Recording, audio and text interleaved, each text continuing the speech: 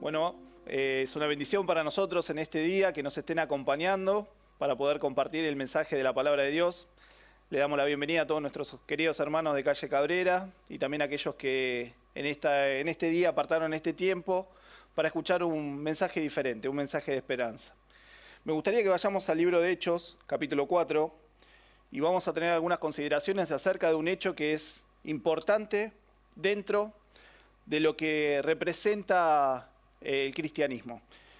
Ustedes saben que siempre hay líderes que marcan una historia, ¿no? Nosotros vemos en Alejandro Magno y en otros grandes que dejaron un hito y dejaron huellas.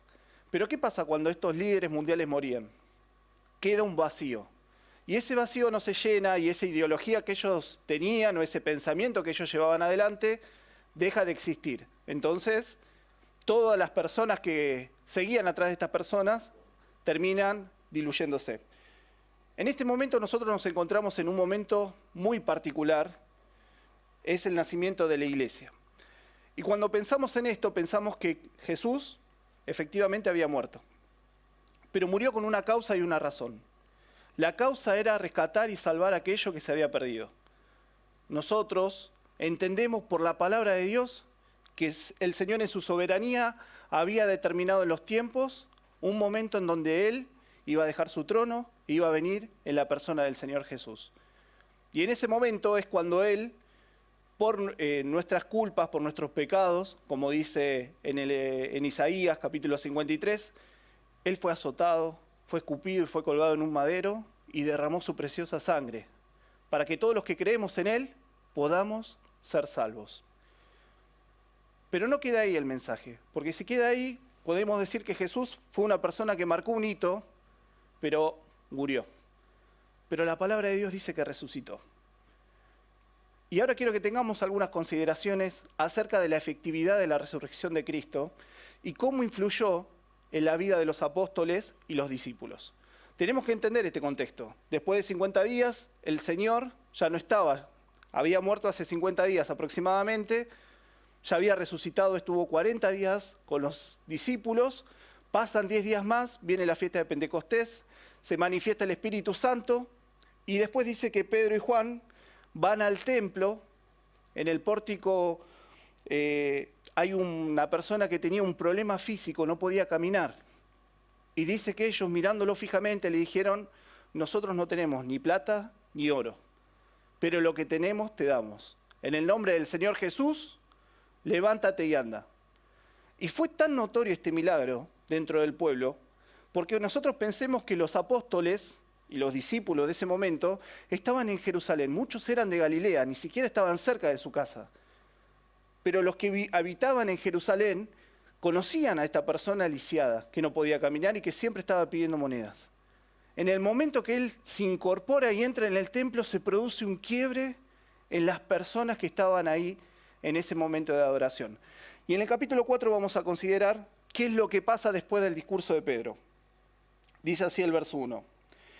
Hablando ellos al pueblo, vinieron sobre ellos los sacerdotes con el jefe de la guardia del templo y los saduceos, resentidos de que enseñase al pueblo y anunciase en Jesús la resurrección de entre los muertos. ¿Qué es lo que pasó?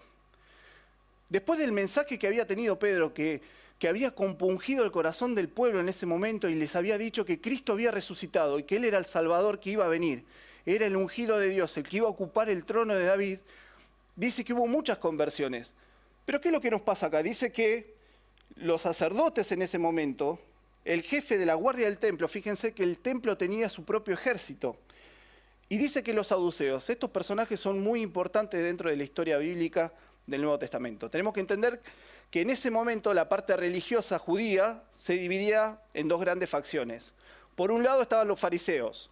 Los fariseos creían en la resurrección y creían también en los ángeles y demás cosas. Pero los saduceos no. Los saduceos decían que no había resurrección. Entonces, los saduceos estaban más vinculados con la parte política que tenía el pueblo en ese momento, que era con el sacerdocio. Pero por otro lado, los fariseos, de alguna manera, eran los maestros, los que enseñaban la palabra de Dios. Y había una contraposición a veces entre ellos. No vamos a entrar mucho en detalle. Pero vamos a entender que los saduceos se sintieron sensibles y tocados ante la predicación de estos dos hombres, de Pedro y de Juan. Y dice el verso 2 que estaban resentidos de cómo enseñaban que Jesús había resucitado. Y acá quiero hacer un alto. En esta mañana nosotros queremos hacer énfasis en este concepto que es difícil de creer para el hombre, pero es una verdad que es innegable. Cristo resucitó. Nuestro Señor vive. No es un personaje histórico que quedó en la historia y que murió y que dejó un ejemplo para que nosotros sigamos. Nuestro Salvador vive. El fuerte de nuestro mensaje y el poder que podemos transmitir nosotros por medio del Señor y por medio de su palabra es que creemos que Cristo resucitó. Y este es el mensaje que tiene que transformar tu vida. El mensaje de creer que Cristo murió por tus pecados y que Él resucitó y que Él vive. En el verso 3 dice que le echaron mano y lo pusieron en la cárcel hasta el día siguiente porque era ya muy tarde. Pero muchos de los que habían oído la palabra creyeron y el número de los varones era como 5.000. Solamente se menciona a los hombres, no sabemos qué pasó con las mujeres y algunos jóvenes que estaban en ese momento. Pero sí sabemos que hubo una conversión masiva del pueblo, 5.000 personas. Ahora imagínense cómo se sacudió ese poder político en ese momento. El sacerdocio era la parte más neurálgica del pueblo de Israel. Ahí estaba el templo, ahí estaba el lugar santísimo, estaba el lugar santo donde se adoraba y había un culto que se ofrecía a Dios de acuerdo al orden levítico. Y en este momento parece que empieza a aparecer un nuevo paradigma. ¿Qué es lo que hicieron con Pedro y Juan? Los pusieron en el calabozo. Ahora yo quiero hablar a mis hermanos. Pensemos nosotros un minuto en esto. Nosotros estamos dando el mensaje de Dios. Y en algún momento vamos a tener resistencia de parte del enemigo. Y esa resistencia a veces se levanta por medio de familiares que no conocen al Señor, por medio tal vez de algún amigo que no conoce al Señor, en nuestro trabajo por mantener nuestros ideales y poder seguir al Señor. Pero siempre hay resistencia. Si nosotros vivimos una vida sin resistencia y sin sentirnos incómodos en el mundo, algo en nuestra vida no está andando bien. Nosotros tenemos que sentir que ponemos incómodo al mundo en este sentido, en el sentido de que estamos hablando del mensaje de vida, el mensaje que puede transformar un corazón y una vida para la eternidad. ¿Qué es lo que pasó? Pasó al otro día, sale el sol, verso 5. Al día siguiente que se reunieron en Jerusalén los gobernantes, los ancianos y los escribas. Y acá aparecen unos personajes que son muy importantes a destacar. Y el sumo sacerdote Anás y Caifás, y Juan y Alejandro, y todos los que eran de la familia de los sumos sacerdotes. Fíjense una cosa, qué tan importante era el mensaje que habían dado Pedro y Juan, que juntaron a toda la cúpula política de ese momento y a todos los poderosos que había en Jerusalén. Vamos a empezar a numerarlos. Primeramente los gobernantes, aquellos que representaban al pueblo en ese momento. Segundo, los que aparecen, ¿quiénes son? Los ancianos, las personas que eran veneradas por el pueblo. Aquellas personas que eran escuchadas y respetadas. ¿Quiénes más aparecieron? Dicen los escribas, los eruditos del momento, porque no tenían todos acceso a la letra, no todos sabían leer y no todos podían escribir. ¿Qué más dice que había? Dice que estaba el sumo sacerdote Anás y estaba Caifás, que son los que decretaron la muerte del Señor. Entonces, cuando nosotros vemos este panorama, ¿cómo nos sentiríamos nosotros estando en la piel de Pedro y de Juan? Chiquititos, yo me sentiría totalmente disminuido. ¿Qué puedo hacer? ¿Qué puedo decir? Y vendría a mi memoria el momento en el que el Señor murió por medio de este mismo concilio. Tenemos que pensar en esto. Ellos estaban enfrentándose a la misma situación que se enfrentó el Señor Jesús, pero el Señor Jesús enmudeció en ese momento. ¿Qué es lo que hicieron los apóstoles? Vamos a ir al verso 7. Dice que los pusieron en el medio y les preguntaron, ¿con qué potestad o en qué nombre habéis hecho vosotros esto? Y en el verso 8 dice, entonces Pedro, lleno del Espíritu Santo, le dijo, gobernantes del pueblo y ancianos de Israel, puesto que hoy se nos interroga acerca del beneficio hecho a un hombre enfermo, de qué manera haya sido sanado, sea notorio a todos nosotros y a todo el pueblo de Israel, que en el nombre de Jesucristo de Nazaret, a quien vosotros crucificasteis y a quien Dios resucitó de los muertos, por él este hombre está en vuestra presencia sano. Qué hermoso este texto. ¿Saben lo que me llena y lo que me hace pensar esto? Hay un hombre que estaba convencido de lo que había visto y había oído. Era un testigo que estaba dispuesto a enfrentar las peores consecuencias. Ahora quiero que tu mente y tu corazón vayan al momento en donde el Señor se va un tiempo a orar en el Monte de los Olivos. Cuando lo vienen a buscar al Señor, ¿quién fue el único que reaccionó violentamente? Pedro, cortando la oreja de uno de los siervos de las personas que había ido. El Señor propicia un milagro, cura esa oreja y todos los discípulos dejan al Señor solo. ¿Pero qué hizo Pedro? Lo empezó a seguir de a poco. Como era una noche muy fría, había gente que se estaba calentando en ese momento, entonces dice que Pedro se acerca. Uno de los guardias que estaba ahí le dice, escúchame, ¿vos no sos el que estaba con el que está ahora dando testimonio al que quieren matar? No, yo no lo conozco. Y dice que había otra persona que le dice, pero escúchame, vos hasta hablás como ellos. Tu tonada es como que perteneces a ese grupo. Y él dice de vuelta, no lo conozco. Y por tercera vez otra persona le dice, pero escúchame, decí la verdad, vos estabas con ellos. Y es la tercera vez que Pedro niega al Señor Jesús y canta al gallo. Después vemos en el capítulo 21 la restauración de Pedro.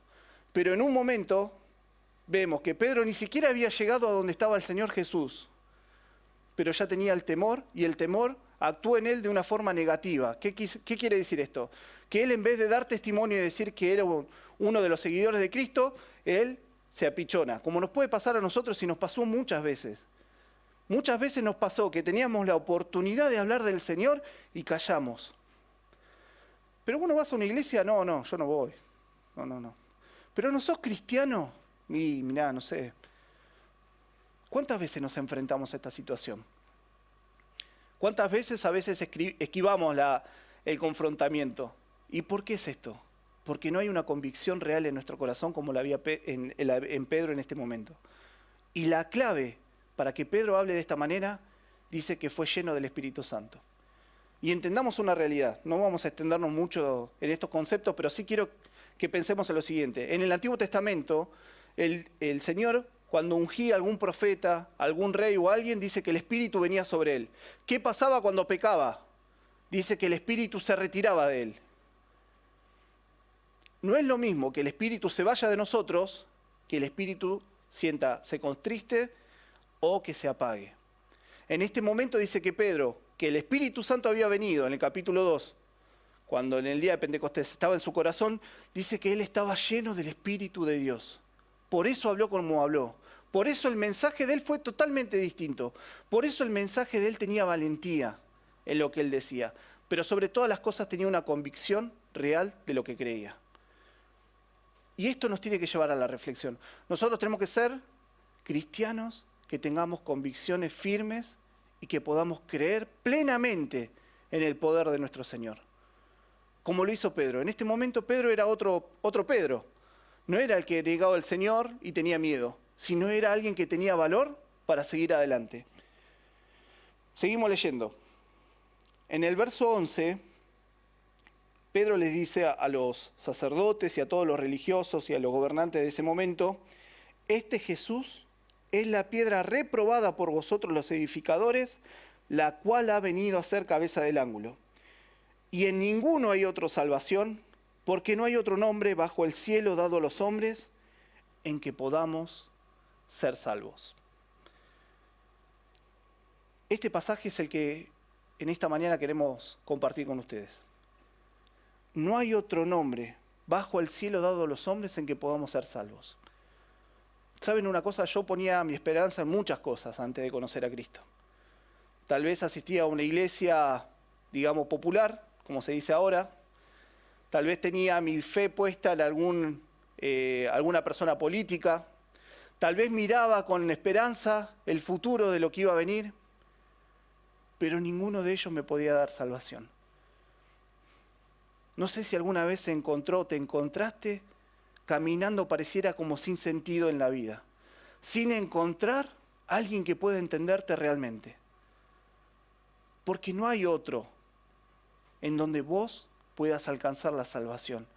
Y esta salvación nos habla de la paz que podemos tener en nuestro corazón y de la seguridad de que Cristo vive y nos está preparando un lugar para nosotros. No sé en qué crees, no sé qué es lo que pensás, pero sí te puedo asegurar una cosa.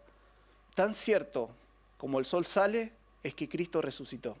Y Él está llamando a la puerta de tu corazón en esta mañana. Este mensaje es para vos. Este mensaje es para usted. Vive situaciones difíciles, vive situaciones angustiantes. Vaya a Dios. Dígale a Dios con su corazón: Señor, no puedo más.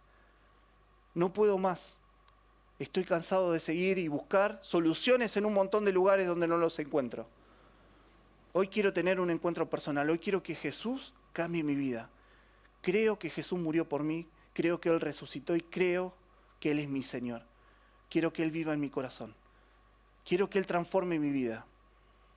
Que las puertas de mi hogar empiece a ver luz. Ya no quiero vivir más en estas sombras. No hay ningún nombre bajo el cielo dado a los hombres en que podamos ser salvos que no sea el Señor Jesús. Quiero terminar con esto, hermanos y amigos. Ustedes saben que cuando Jesús entra en el corazón cambia las vidas. Vemos muchas personas que son transformadas. Muchas personas que dejan su antigua vida y viven una vida nueva. Y este es el desafío que nosotros tenemos que tener. Primeramente, ser cartas leídas, no solamente a Dios, sino también a los hombres. Que nuestro testimonio hable por sí mismo, que podamos imitar a Pedro y experimentar lo que es ser lleno del Espíritu. Y a usted o a vos, que en esta mañana no sabés y no tenés a Cristo en tu corazón, anda a Dios. Ya probaste todo. Tal vez probaste las drogas, probaste en el mundo, probaste en un montón de situaciones. Y ninguna de esas situaciones te llenó el corazón. Dale tu vida a Dios hoy. Decile: Dios, perdóname por mis pecados. Creo que Jesús murió por mí en la cruz. Y creo que Él resucitó. Quiero venir a un encuentro personal con vos para que limpie mi corazón y mi vida. Que el Señor los bendiga inmensamente.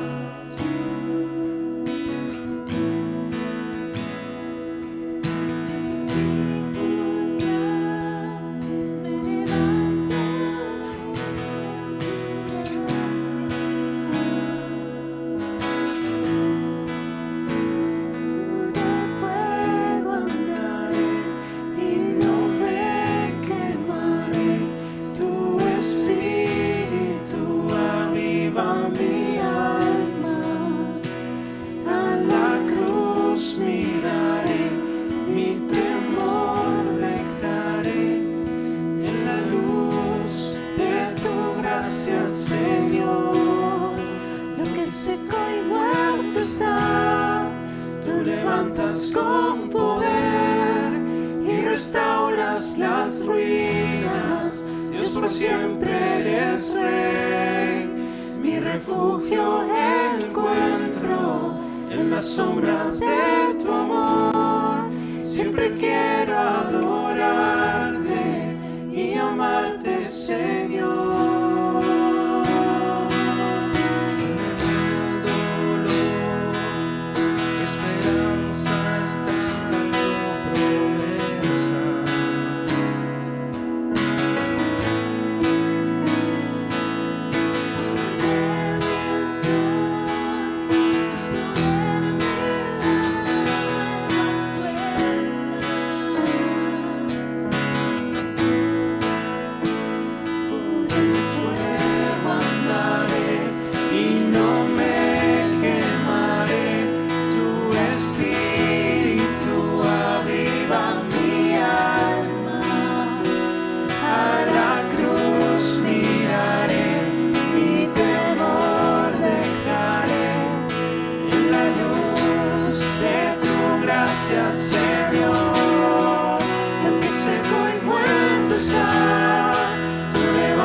con poder y restauras las ruinas. Dios, por siempre eres Rey. Mi refugio encuentro en las sombras de tu amor. Siempre quiero adorarte y amarte, Señor.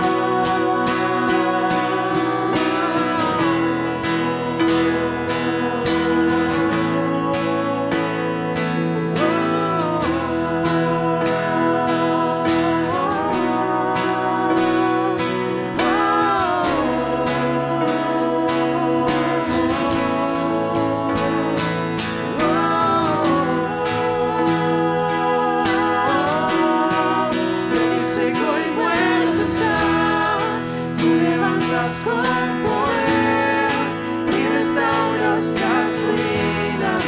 Dios, por siempre eres Rey. Mi refugio encuentro en las sombras de tu amor. Siempre quiero adorarte y amarte, Señor. En mi sueño muerto está, tú levantas con poder y restauras las ruinas. Dios, por siempre eres fiel.